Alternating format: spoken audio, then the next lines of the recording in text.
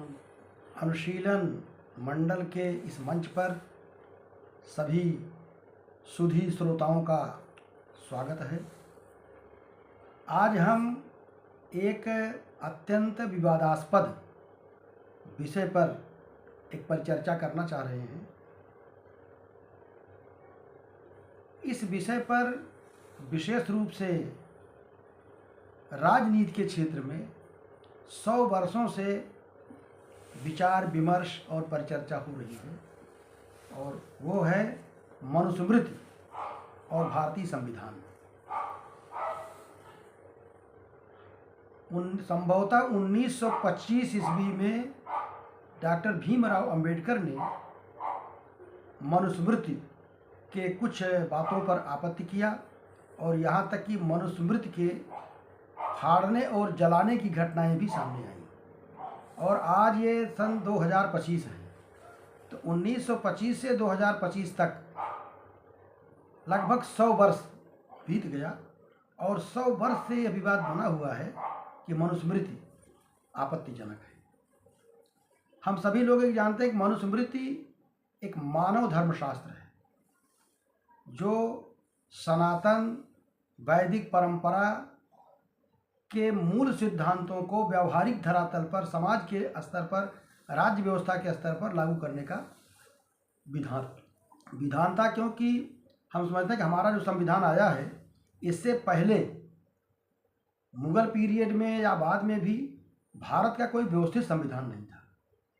तो उस समय धर्मशास्त्रीय मान्यताओं के आधार पर ही समाज चल रहा था। मन के विषय में ये चर्चा है। सबसे पहले तो ये मान्यता है कि मनु आदि मानव थे, मनु और शत्रुपा से सृष्टि की उत्पत्ति हुई, और भगवान श्री कृष्ण ने भगवत गीता के 4थे अध्याय के पहले श्लोक में ये कहा है कि यह योग विद्या जो मैंने सबसे पहले सूर्य को दिया था, सूर्य ने मन को दिया और मन ने इक्ष्वाक को दिया। तो इससे तो लगता है कि मनु वैदिक परंपरा से ही है, लेकिन मनुस्मृति के जो श्लोक हैं उनसे ऐसा लगता है कि वेद के बाद, वैदिक युग के बाद की काफ़ी रचना है। पीवी काणे बड़े प्रसिद्ध धर्मशास्त्री माने जाते हैं। उन्होंने लिखा है कि संभवतः पुष्यमित्र शुंग के समय में मनुस्मृति आई, और इसका काल कुछ विद्वानों ने माना है कि ईसा पूर्व 200 से ईसा पूर्व 200 तक मानी जा सकती है, यानी लगभग 400 वर्षों में BC 200, BC 200 से AD 200 के बीच में इसकी रचना हुई है। इसके श्लोकों की संख्या पर भी थोड़ा सा विवाद है। पंडित गंगानाथ झा ने इसका जो अनुवाद किया है उसमें 2682 या 84 श्लोक हैं। लगभग मान के चलिए 2700-2700 श्लोक मनुस्मृति में है। मनुस्मृति के अलावा भी अनेक स्मृतियां हैं। गरुड़ पुराण में 18 स्मृतियों का और अग्नि पुराण में 20 स्मृतियों का उल्लेख है। वशिष्ठ स्मृति, पराशर स्मृति अनेक हैं, लेकिन उसमें सबसे ऑथेंटिक, प्रामाणिक और सविस्तार राज्य व्यवस्था का, समाज का, दंड और विवाह, जन्म मृत्यु के नियमों का विवेचन करने वाली ये बहुत बृहद संहिता है। मन के बारे में भी कहा जाता है कि एक मनु के अलावा अन्य 6 मनु भी हुए हैं। मनु के बाद में जो 6 मनु हुए हैं उनके मतलब एक तो वैवस्वत मनु है, मतलब स्वरोचिष मन, उत्तम मनु, तामस मनु, रैवत मनु, चाक्षुष मन और वैवस्वत मन, ये मन है। और मूल मनु जो थे स्वयंभू मनु के अतिरिक्त 6 मनु, यानी स्वयंभू मनु जो उल्लेख आता है स्वयंभू मनु और शत्रुपा जिनसे भय नर सृष्टि अनुपा, तो स्वयंभू मन के बाद में भी 6 मनु आए। तो कुछ लोगों का ऐसा मानना है कि ऐसा प्रतीत होता है कि मनु एक उपाधि बन गई, जैसे शंकराचार्य का है। और मन के बाद में अन्य 6 मनुओं का उल्लेख है। तो यह स्मृति एक व्यक्ति की रचना नहीं है, लेकिन कुछ लोगों को मानना है एक व्यक्ति की ही रचना है। बहरहाल हम इस विवाद से कोई बहुत अर्थ नहीं निकलेगा हमारा। मनुस्मृति पर अनेक टीकाएं लिखी गई हैं, इसमें 9 टीकाएं प्रमुख हैं। इन 9 टीकाओं में भी सबसे प्रसिद्ध टीका मेधातिथि का, जो कश्मीरी पंडित थे, और उसके अलावा गोविंद राज और कुलूक भट्ट की ये टीका बड़ी महत्वपूर्ण है मनुस्मृति पर। इससे लगता है कि काल गणना की दृष्टि से मनुस्मृति लगभग आज से 2500-400 वर्ष पूर्व विरचित है। यह मॉरल कोड ऑफ कंडक्ट और लीगल कोड ऑफ कंडक्ट दोनों है, यानी ये नैतिक आचार संहिता और विधिक आचार संहिता दोनों है। क्योंकि हमारे देश में कोई ऐसा लगता है कि मुगल पीरियड में या उसके बाद कोई व्यवस्थित संविधान नहीं था।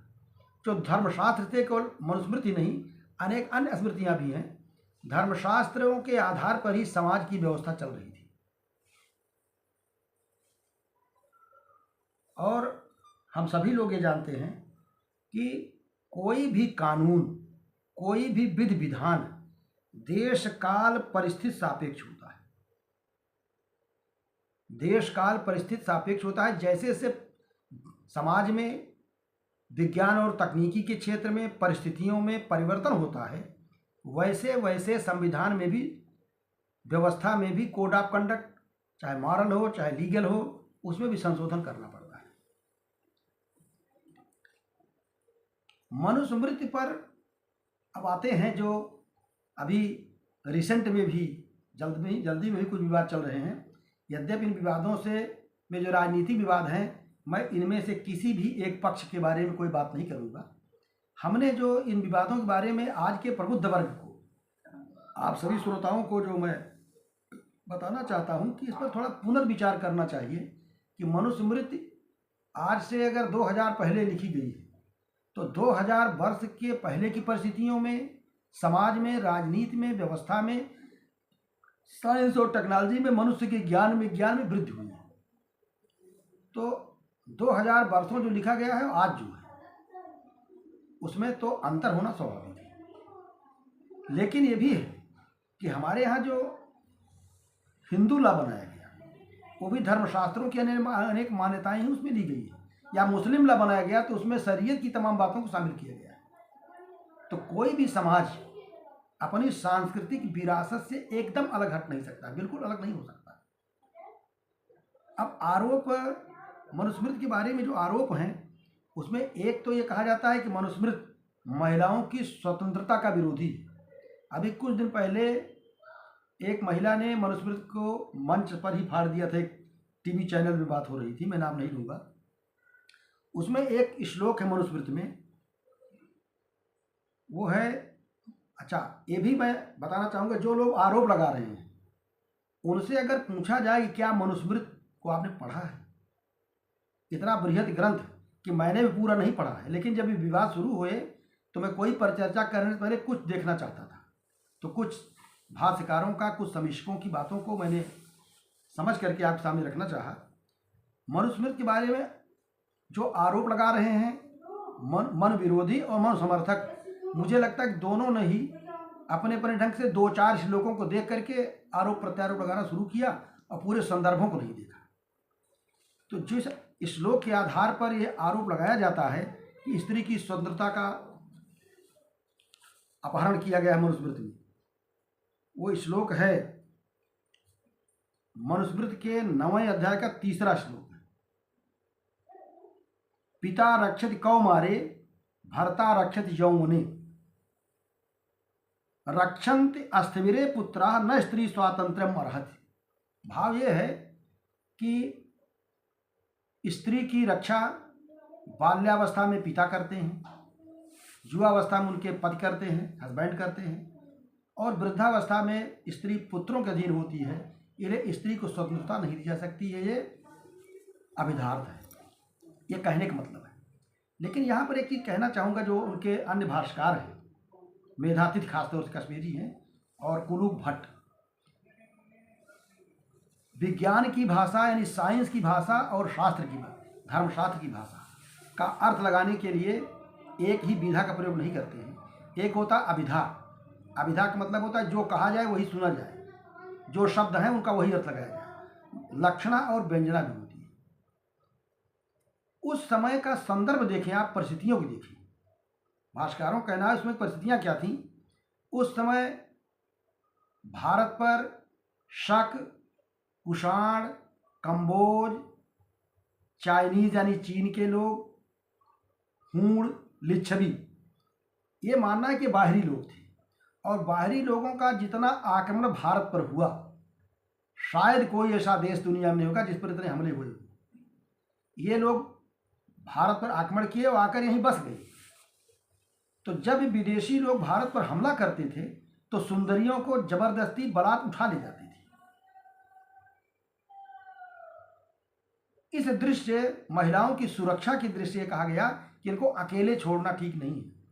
स्वातंत्र्यम न रहस्य का तात्पर्य यहाँ पर यह था कि सुरक्षा की, उनको सुरक्षित रखना है जरूरी, चाहे वो कन्याएं हो, बेटियां हो, चाहे पत्नी हो, चाहे माताएं हो। तो बहन, बेटी, माँ को सुरक्षित रखने के लिए कहा गया कि इनको अकेले मत छोड़िए।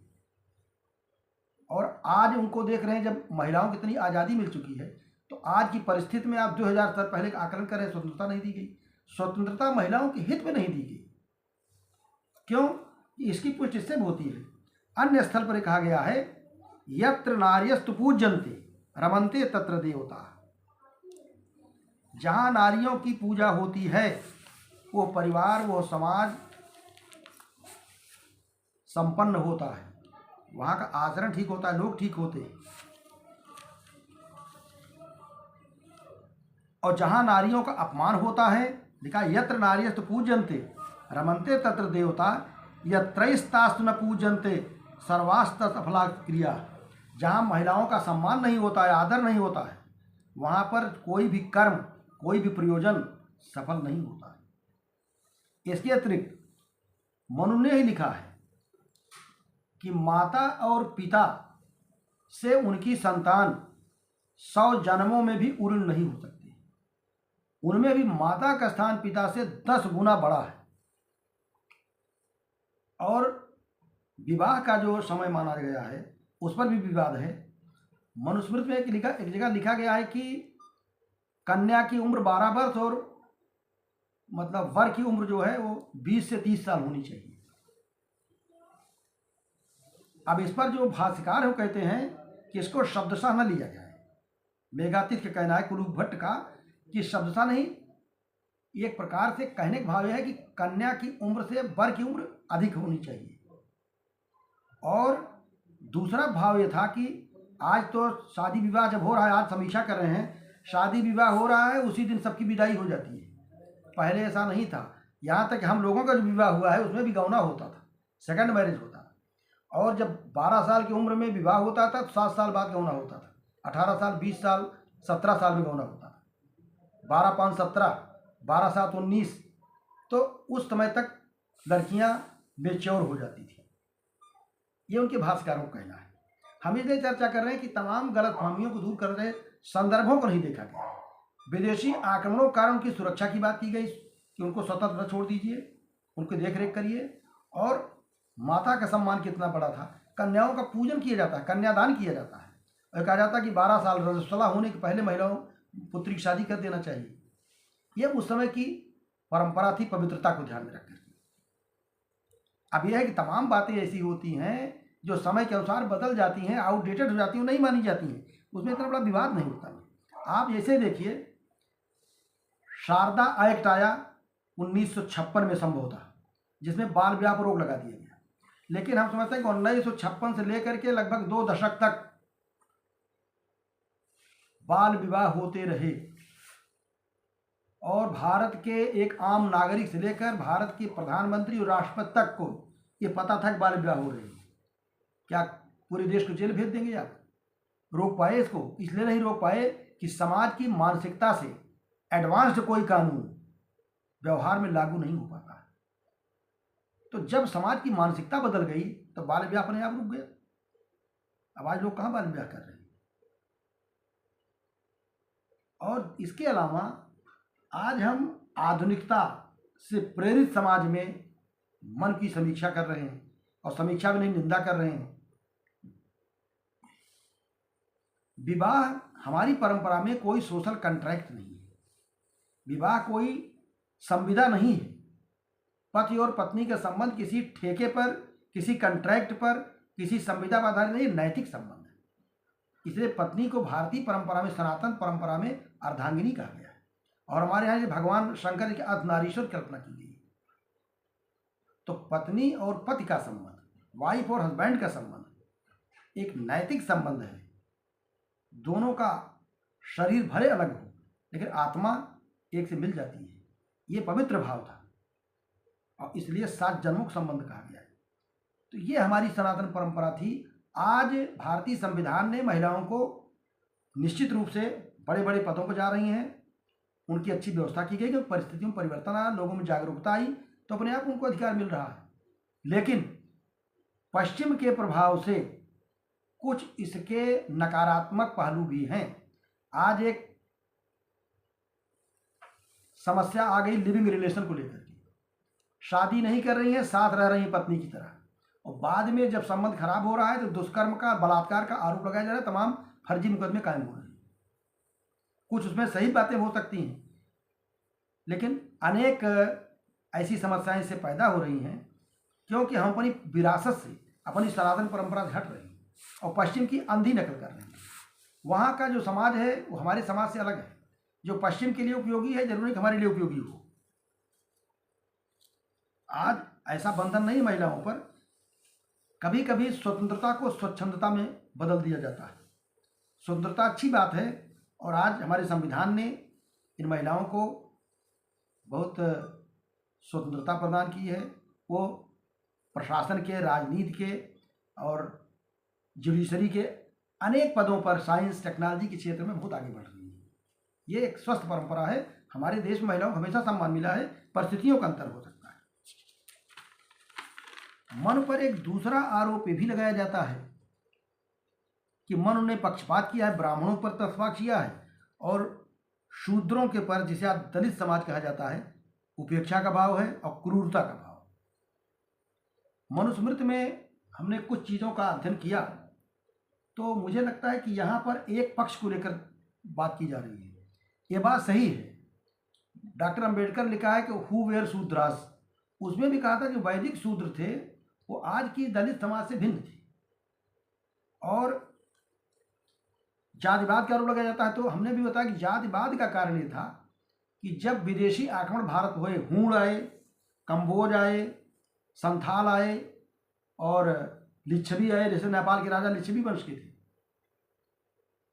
यवन आए, यूनानी, चाइनीज आए, तो हमारा जो यहाँ का सनातन भारतीय समाज था वो उनके साथ एडजस्ट नहीं कर पा रहा था, तो वो अलग जात में परिवर्तित हो गया और वो एक अलग जातियाँ बन गई। तो यह इन परिस्थितियों की बिना समीक्षा किए हुए ये कह देना कि मनु जातिवादी थे या सारा पाप मनु ने किया, ये बिल्कुल उनके साथ, एक महापुरुष के साथ अन्याय होगा। मनु ने ऐसा कुछ नहीं किया। ये सब तो समाज का स्वाभाविक विकास था। अभी आपके पास कोई विदेशी आदमी आक्रमणकारी आ जाए तो उसके साथ शादी विवाह का संबंध रखेंगे आप, तो उसका एक अलग समाज बन जाएगा। तो एक तो जातिवाद के कारण विदेशी पर थी, और दूसरे व्यवसाय जुड़ गया। जैसे हमारे यहाँ पौरोहित्य का कार्य ब्राह्मण करते थे, युद्ध का कार्य क्षत्रिय करते थे, और कृषि, गाय पालन, पशुपालन, धोबी, नाई, बढ़ई, अनेक प्रकार के व्यवसायी लोग थे। ये जातियां व्यवसाय जुड़ी हुई थी और स्वरोजगार से जुड़ी हुई थी। आज सरकार का सेल्फ एम्प्लॉयमेंट, आज कारपेंटर को देखिए, धोबी को देखिए, लॉन्ड्री खोल बैठे हैं, हजारों रुपये रोज कमा रहे हैं। तो ये व्यवसाय धीरे धीरे वंशानुगत हो गया, और वंशानुगत हो गया तो ये परंपरा चली आई, और हमने वर्ण और जात को एक मान लिया। इस विषय पर गांधी जी में, अम्बेडकर साहब में मतभेद भी थे। गांधी जी का यह मानना था कि वर्ण व्यवस्था जो है वो वैज्ञानिक है, और यह व्यवस्था वैदिक है, केवल मन की बनाई हुई नहीं है। आप मनुस्मृति का 12वां अध्याय पढ़िए, उसमें पूरा पुरुषार्थ, भारतीय वैल्यू, इंडियन वैल्यू सिस्टम, भारतीय मूल्य व्यवस्था, धर्मशास्त्र, दर्शन, से भरा हुआ है। त्रिगुणात्मिका प्रकृति, सत्वगुण कहा गया है धर्म का प्रतीक है, रजोगुण अर्थ का प्रतीक है और तमोगुण काम का प्रतीक है। धर्म अर्थ काम ये त्रिवर्ग का प्रतीक है। तो वहाँ पर पुरुषार्थ का वर्णन, योग कर्म का वर्णन, और कहा कि वर्ण का सिद्धांत कर्म पर आधारित है। अब कर्म और डिवीजन ऑफ लेबर के आधार पर वर्णों का विकास हुआ और ये हर एक समाज में है। नामक्लेचर का अंतर हो सकता है। वर्ग यानी क्लास, हमारे यहाँ वर्ण कहा गया और जहाँ क्लास कहा जा रहा है वो आज भी है।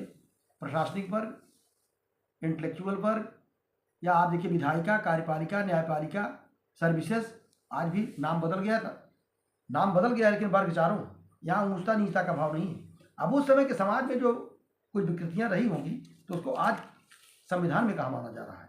संविधान में कुछ चीज़ें उस समय की भी दी गई है, ऐसी बात नहीं है। दूसरी चीज़, दंड की बात कही जा रही है, उसमें कुछ उदाहरण आते हैं। एक उदाहरण ये आता है कि यदि कोई शूद्र किसी ब्राह्मण को उसका नाम लेकर दुर्वचन कहे तो उसको कठोर दंड देने का विधान ये था कि गरम कील उसके मुंह में डालकर ठोक देना चाहिए। तो निश्चित रूप से बहुत क्रूरता है, किंतु ब्राह्मण के लिए भी दंड का विधान था। ब्राह्मणों के लिए क्या था? ब्राह्मण का 100 साल की उम्र में 25 वर्ष उनको ब्रह्मचर्य का पालन करना था, विद्यार्थी जीवन व्यतीत करना था गुरुकुल में, और उस दौरान भिक्षा मांगते, भिक्षा मांग कर भोजन करना था, भोजन स्वयं बनाना था, जमीन पर लेटना था और गुरु माता की सेवा करना था। ये ब्राह्मणों के लिए विधान था। अब ब्राह्मणों के लिए था कि गृहस्थ आश्रम के बाद में फिर जब उनके नाती ग्रैंडसन हो जाए, नाती हो जाए, मुंह में सिर में छुरियाँ पड़ जाएं, बाल पक जाएं, तो उनको वानप्रस्थ जाना था, जंगल जाना था। और जंगल में जुताई बुआई से जो अन्न पैदा उसको नहीं खा सकते थे, केवल कंदमूल खा सकते थे। जैसे आप एकादशी रहते हैं, सिंगाड़ा खा लेते हैं, सिंगाड़े का कुछ बनाकर खाते हैं, वैसे फल फ्रूट जड़ें यही खा सकते थे। और यदि ब्राह्मण के लिए वर्जित था कि शराब नहीं पी सकते हैं, सुरा, पर स्त्री गमन नहीं कर सकते, सुरापान के लिए शूद्रों को मनाही नहीं थी। लेकिन अगर ब्राह्मण सुरापान कर ले, पर स्त्री गमन पकड़ा जाए तो उसके लिए क्या दंड था? इतनी गर्म शराब जिसे सुरा कहते हैं, सुरा कितना गर्म किया जाए कि उसका रंग अग्नि जैसा हो जाए, और उस सुरा को ब्राह्मण को पिलाया जाए, तब तक पिलाया जाए जब तक भस्म हो जाए, जल न जाए, ऐसे ब्राह्मण। तो अब आप देखें, ये कठोर दंड का विधान केवल शूद्रों के लिए नहीं था, ब्राह्मणों के लिए था, द्विजातियों यानी क्षत्रियों वैष्णव के लिए भी था। अगर वो अपने धर्म से च्युत होते हैं, अपने कर्तव्य से च्युत होते हैं, तो उनके लिए भी कठोर दंड था। बल्कि सुरापान पर शूद्रों के लिए दंड का विधान नहीं था, पर स्त्री गमन पर उनको दंड नहीं था। तो अब कठोरता की रही बात, आज दंड का विधान बदला, आज रिफॉर्मेटिव थ्योरी या पनिशमेंट आई है, व्यक्ति को सुधरने का मौका देना चाहिए। अच्छा, ब्राह्मणों की आलोचना की जाती है तो ब्राह्मण को दंड का कोई अधिकार ही नहीं था, दंड देने का अधिकार केवल राजा को था। ब्राह्मण को वाक दंड दे सकता था, वाक दंड मतलब वाणी से श्राप दे सकता था, मुंह से कुछ कह सकता था।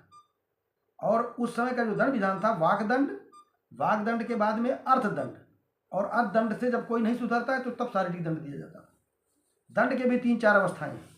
तो पूरे मनुस्मृति को बिना पढ़े हुए केवल कुछ श्लोकों के आधार पर, कुछ संदर्भों के आधार पर ये कहिए गलत दिखा गया। 2000 साल पहले की जो व्यवस्था थी, कोई संविधान नहीं था, वो बनाए थे समाज में, क्योंकि समाज में उस समय विदेशी आक्रमण हो रहे थे, तमाम बहुत क्रूर लोग भी थे। तो उनके साथ जब तक कठोर दंड, चाहे वो ब्राह्मण हो चाहे गैर ब्राह्मण हो, जब तक दंडात्मक कार्रवाई नहीं होती तब तक सुधरते न हो, समाज को राजा उनको कंट्रोल नहीं कर सकता था।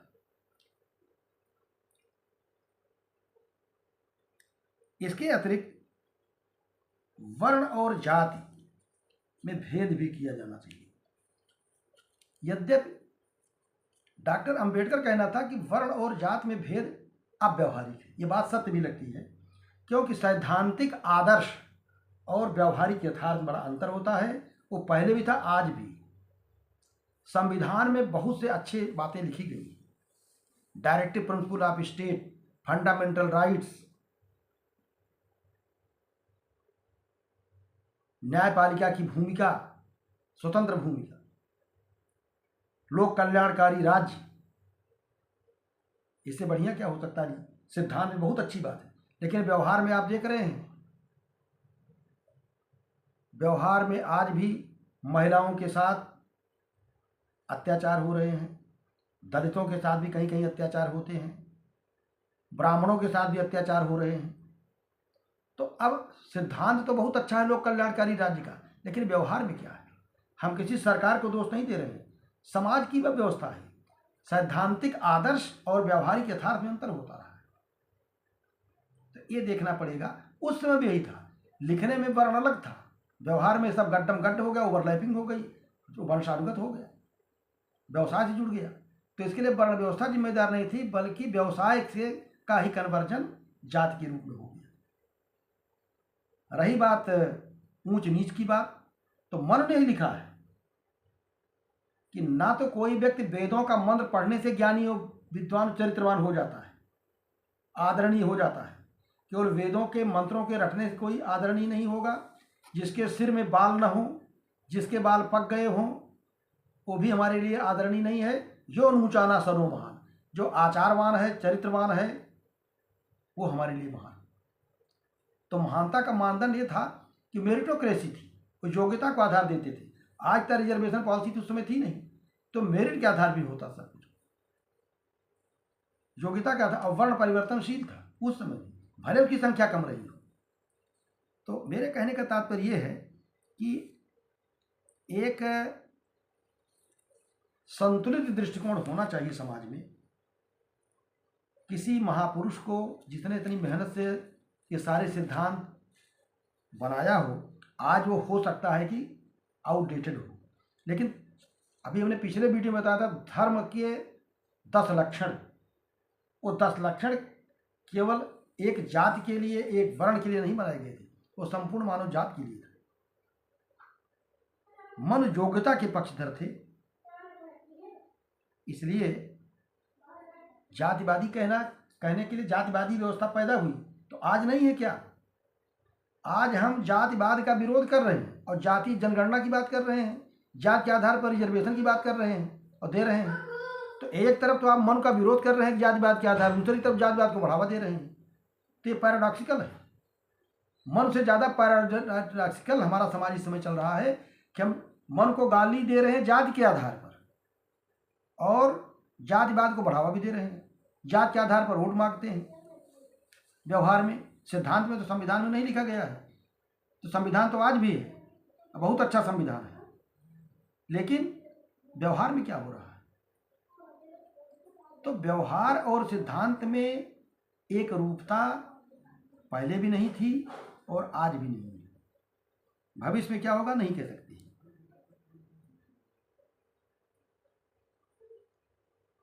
ये कहना कि देश संविधान से नहीं चल रहा है, मेरे विचार से देश संविधान से चल रहा है। लेकिन संविधान क्या है? हमारे संविधान पर हमारी सनातन परंपरा, धर्मशास्त्र का भी प्रभाव है। वसुधैव कुटुंबकम, विश्व बंधुत्व का भाव कहाँ से आया? ये हमारे सनातन परंपरा से आया है। और मॉडर्निटी का भी प्रभाव है। अमेरिका से के संविधान से कुछ चीज़ें ली गई, Ireland, England, Australia, Canada, Germany, अनेक देशों से संविधान में सोच समझ करके बहुत अच्छे अच्छे उपबंध जोड़े गए। तो सिद्धांत में हमारा संविधान बहुत अच्छा है, व्यवहार में सिद्धांत के अनुरूप सब कुछ नहीं हो रहा है। व्यवहार और सिद्धांत में अनुरूपता पहले भी नहीं थी, आज भी नहीं है। डॉक्टर अंबेडकर ने 26 नवंबर 1949 को संविधान दिया और 26 जनवरी 1950 से संविधान लागू हुआ। 75 वर्षों में भारतीय संविधान में 106 बार संशोधन हुआ। 106 या मोर देन 100, संभवतः 106 संशोधन हुए। आप बताएं कि 75 वर्षों में आपने 106 बार संशोधन किया। आपने, मेरा मतलब हमारे देश ने, हमारी पार्लियामेंट में, वो चाहे जिसकी सरकार हो। और मन का संविधान लगभग 2400-500 वर्ष पूर्व का है, तो वो आज कितना उसका मतलब 2500 साल पहले जो लिखा गया उसकी समीक्षा आज कर रहे हैं आप। उनकी कुछ बातें हमारे हिंदू लॉ में आज भी दी गई है, संविधान भी उससे प्रभावित है और हो भी उससे बच भी नहीं सकते आप। हमारी जो सांस्कृतिक विरासत है, हमारी जो परंपरा है, उसमें तमाम अच्छी बातें हैं, लेकिन हमें दो चीज़ों का ध्यान रखना है। एक तो पश्चिम के प्रभाव से बचना है। पश्चिम के लिए बहुत से बातें हैं जो वहाँ के लिए ठीक हैं, हमारे लिए ठीक नहीं हो सकती हैं, लेकिन अपनी कल्चरल आइडेंटिटी को भी बरकरार रखना है, अपनी सांस्कृतिक पहचान को भी बनाए रखना है। भारतीय संविधान से देश चल रहा है और भारतीय संविधान पर हमारी सनातन परंपरा और पश्चिम की आधुनिकता दोनों का प्रभाव है। इसलिए हमने इन विवादों के संदर्भ में एक संतुलित पक्ष प्रस्तुत करने का प्रयास किया है कि किसी भी व्यक्ति को एकदम दोषी नहीं कहा जा सकता है। 2000 साल पहले कोई चीज़ हुआ है तो आज उसकी समीक्षा उन परिस्थितियों को बिना ध्यान में रखे हुए करेंगे तो न्याय नहीं होगा। धन्यवाद। कई मिनट है?